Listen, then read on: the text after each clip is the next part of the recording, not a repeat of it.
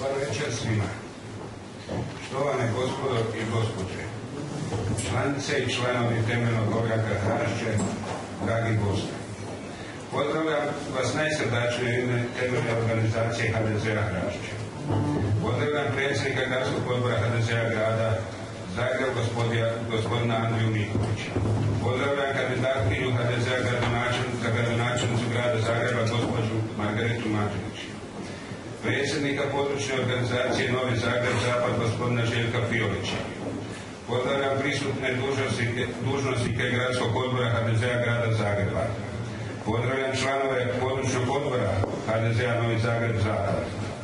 Pozdravljam kandidate za vijeće gradske četvrti iz Hrašća, Odre, Male Mlake i Čeha. Pozdravljam kandidate za vijeće mjesnog odbora iz Hrašća, Odre, Male Mlake i Čeha. Pozdravljam gospodina Fiolića, dosadašnjeg saborskog zastupnika i našeg uvijek dragog gosta ovdje.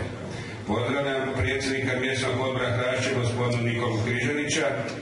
Pozdravljam predsjednika DVD-a Hrašće, gospodina Slavka Križanića. Predsjednika udruge Labavi centar Hrašće, gospodina Slavka Bačurina. Pozdravljam sve one koji su pomogli od ove organizacije obilježavanja 23. obljetnice HDZ-a temeljnog ogranka Hrašće. Sada bi se osvrnuo u kratkim crtama od osnutka temeljne organizacije pa do danas. Tijek događanja u Europi uvjetovao je razvoj događaja i kod nas. Tako se na čelu sa gospodinom doktorom Franjom Tuđmanom osniva HDZ koji prerasta u pokret. Osnivaju se podružnice po gradskim organizacijama i po mjesnim zajednicama. Tako je došao i dan 25. ožujka 1990. kad se u Hrašću najavila tribina HDZ-a za Hrašće i Odra. Dom je bio prepun. Bez obzira na uvjete osnivanja, tada je govorio prvi predsjednik Novog Zagreba, Zvonimir Tuđman. Prvi predsjednik je bio Ivan Kren sa 12 članova izvršnog odbora. Razilazimo se 27.6.1990. godine, ogranak Hrašće i ogranak Odra. Ogranak Hrašće u to vrijeme brojio 119 članova. Rad članova HDZ-a nije bio vezan samo u stranu, već je protkan kroz aktivnosti u mjesnoj zajednici, rješavali se aktualni problemi našega mjesta. Bližio se i rad. Osnivaju se odredi narodne zaštite, mnogi naši članovi završavaju na bojišnicama, većina u 102. brigadi, Novozagrebačkoj brigadi, drugi se bave oko zbrinjavanja prognanika i njihove stoke koje smo imali u to vrijeme prepuno.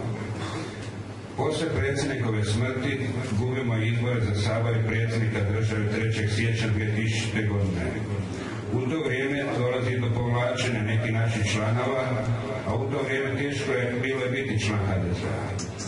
U takvoj situaciji 16.2.2001. godine organiziramo sa područnim odborom Novi Zagreb sa gospodinom Fiolićem skup u Hrašću, na kojem su bili prisutni članovi iz vrha stranke te prodefiniralo ovdje oko 800 članova HDZ-a. Poslije 5. sabora HDZ-a dolazi do smirivanja u stranci i ponovo se osjeća da raste povjerenje u HDZ-a. Opet organiziramo skup 2003. i javnu tribinu isto 2003. godine sa kandidatima za Sabor gospodinom Žužulom, Fiolićem i Božicom Šolićem. Tada je napravljena revizija članstva gdje smo brojili 74 člana i učlanili 20 mladih članova. Iduće godine za našu stranku nisu bile baš najbolje. Mnoge afere vrhu stranke, odlazak predsjednika stranke, pojedini ministara i drugih događanja učinili su da je ugled stranke naglo padao. To je rezultiralo da smo po prvi puta u našem mjestu počeli gubiti izbore.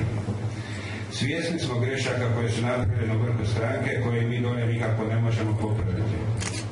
Nadamo se da se sa novim rukovodstvom i novim ljudima imamo nadu bolje sutra, naših mještana, a i Hrvatske u cjelini.